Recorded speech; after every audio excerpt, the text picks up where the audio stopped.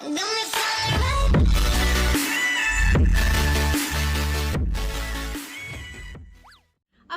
teman-teman semuanya. Alhamdulillah akhirnya kita bisa ketemu lagi setelah sekian bulan purnama. Aku udah nggak tahu lagi ya, udah pas terakhir kapan gitu aku buat video YouTube untuk kalian. Dan alhamdulillah akhirnya hari ini kesampaian juga. Nah, kalau biasanya nih aku biasanya kan kalau misalnya kalian udah pernah lihat video-video aku sebelumnya, aku tuh selalu ngomongin tentang dunia permakeupan, baik itu foundation, lipstick, bla bla bla semuanya. Pokoknya tentang dunia permakeupan deh. Tapi kali ini tentang story time. Jadi untuk first story time ya with me kali ini ya, aku bakalan nge-share pengalaman aku tentang sebenarnya ini penting banget ya, tentang kewanitaan ya. Aku mau ngasih info ini ke kalian karena menurut aku ini penting banget, karena nggak semua orang atau semua wanita itu tahu tentang ini. Dan kebetulan aku juga sudah menikah, jadi banyak banget menurut aku wanita di luar sana juga pernah ngalamin tentang ini.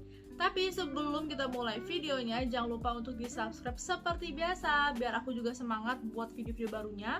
Dan juga jangan lupa untuk di-like dan komen. Yang aku mau ceritain ini adalah tentang kewanitaan ya. Ingat. Dan ini tuh penting banget karena banyak banget yang tidak sadar sama hal ini ya. Nah, kebetulan aku ngalamin ini dan ini ngefek banget buat aku. Nah, kebetulan Bun ya, aku mangga jadi Bun ya, Bun.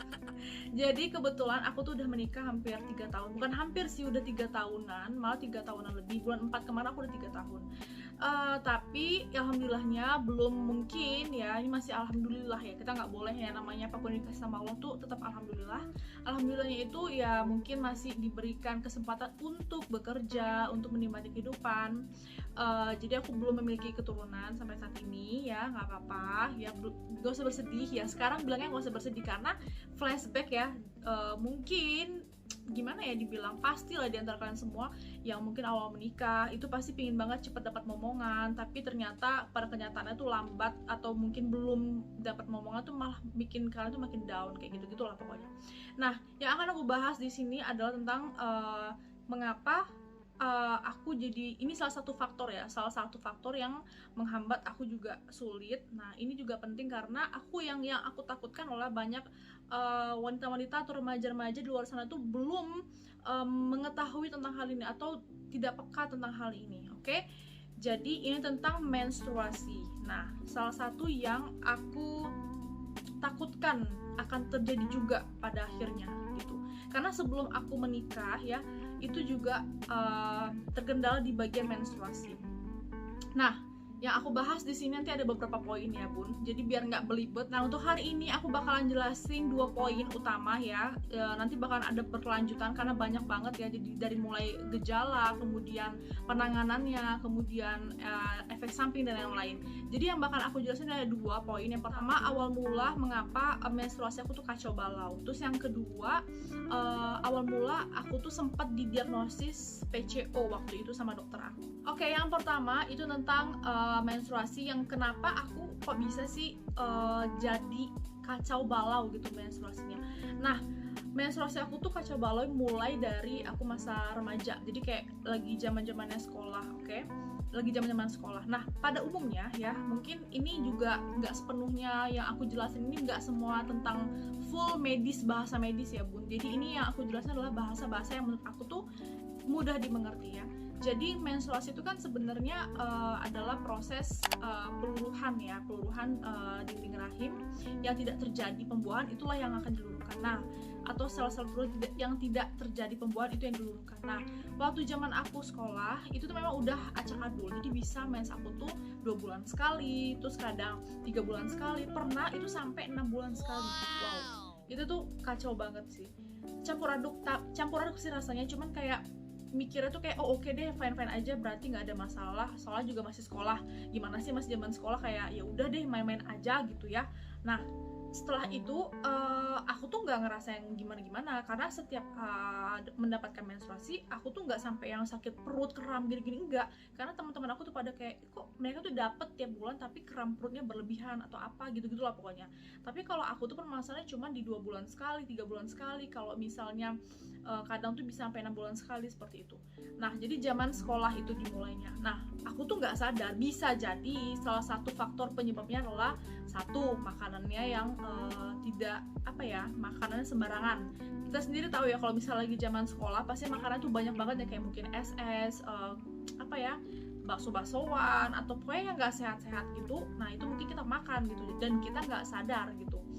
Terus yang kedua bisa jadi karena faktor psikologis ya. Jadi psikologis itu maksudnya adalah kita stres, bisa jadi karena zamannya sekolah kan mungkin banyak tugas, banyak PR dan yang lain, itu bisa mempengaruhi. Dan ketiga juga bisa karena hormon itu ya nggak seimbang, bisa jadi emang karena keturunan atau emang pengaruh-pengaruh lainnya. Pokoknya kalian bisa langsung cek ya di Google tuh banyak banget kenapa penyebab faktor menstruasi itu nggak lancar gitu. Nah kalau aku tuh gara-gara itu bisa jadi karena makanan, terus faktor stres dan juga hormonal. Singkat cerita, aku tuh nggak nyadar dan tidak mawas diri dari dulu gitu. Dan aku tuh nggak langsung pergi ke dokter gitu kayak yaudah dia periksa gitu. Dan juga orang tua aku tuh kayak bukan kayak yang tipe oh ya gimana nak langsung aja kita ke dokter, enggak. Jadi lebih ke yaudah mungkin kamu kurang banyak olahraga. Nah bisa jadi karena kurang banyak olahraga ataupun makanannya nggak teratur, bla bla kayak gitu lah pokoknya. Dan alhasil akhirnya aku pertahankan dengan menstruasi yang tidak teratur dan kacau itu, aku pertahankan sampai akhirnya aku menikah. Itu kesalahannya. Dan banyak juga dulu ya yang bilang zaman-zaman dulu itu tuh kalau misalnya menstruasi nggak teratur tuh bisa jadi nanti pas setelah kamu nikah baru deh kamu menstruasi gitu, baru lancar gitu. Kalau misal kamu udah nikah baru kamu lancar menstruasinya. Nah itu kalau orang-orang zaman dulu tuh bilang kayak gitu. Ya udahlah ya kan, dilewatkan aja. Dan akhirnya sampai akhirnya aku menikah, dan kesalahan fatal aku adalah aku tidak mengecekkannya itu, padahal itu sangat penting.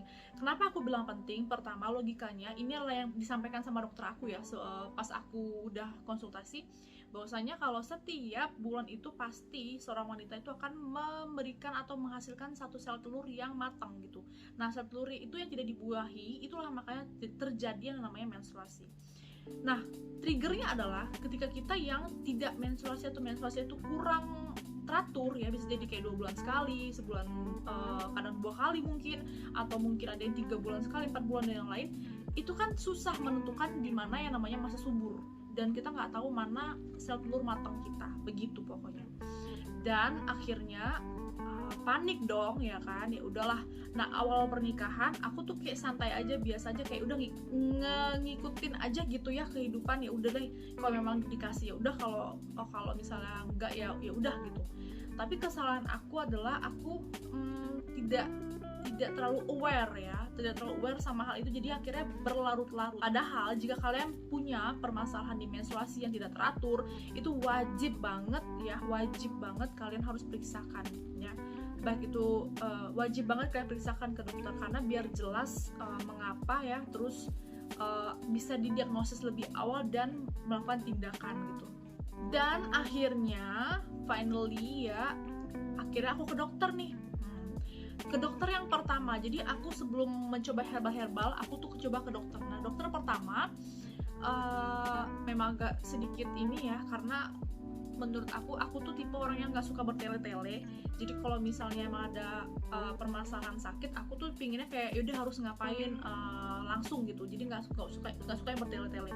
Nah akhirnya dokter pertama itu emang nggak cocok sih, gara-gara itu tadi bertele-tele gitu menurut aku. Tapi ada poin pentingnya yang disampaikan oleh beliau, bahwasanya kayak kalau kita yang menstruasi nggak teratur itu biasanya memang orang-orang yang kekurangan sayur. Emang kita tuh jarang banget suka yang sayur-sayur, sukanya tuh yang kayak seblak, cenah, terus sate padang, terus mungkin sate padang ya, pokoknya makan makanan bakso gitu-gitu ya, bakar-bakaran.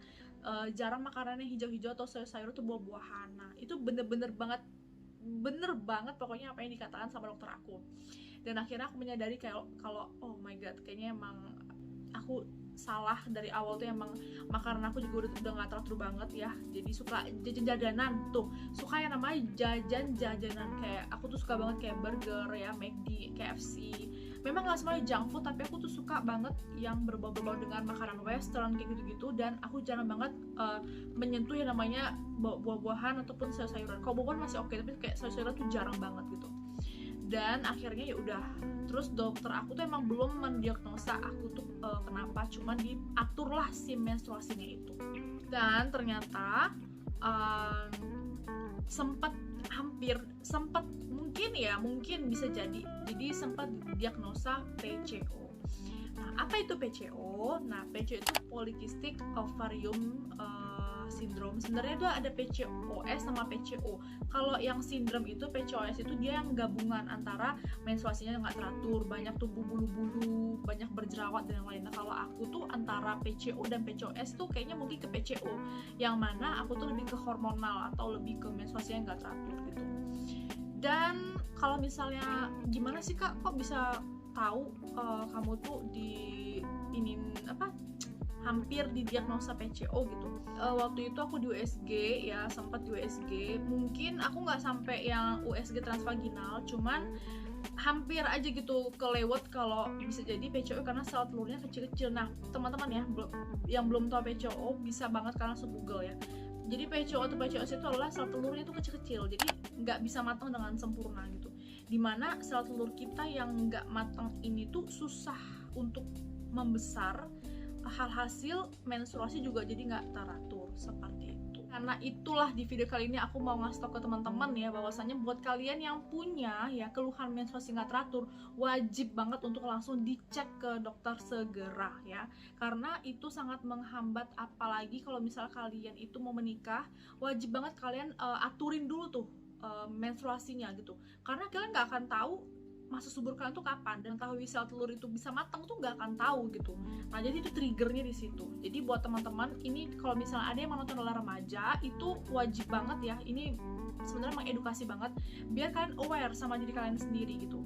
Jadi kalau memang kalian merasa ada di siklus periode menstruasi kalian itu tidak teratur, silahkan langsung untuk bisa konsultasi ke dokter ya. Jadi bisa diperbaikin siklusnya, karena menstruasi sendiri itu berhubungan dengan hormonan juga, jadi harus bener-bener dipantau gitu. Nah, untuk kali ini aku cuman bahas sampai detik ini aja ya. Nah, nanti di next video aku bakalan ngejelasin lagi apa yang aku lakuin setelah aku tahu nih menstruasi aku tuh nggak teratur, dan apa yang aku lakuin setelah aku sempat didiagnosa PCO.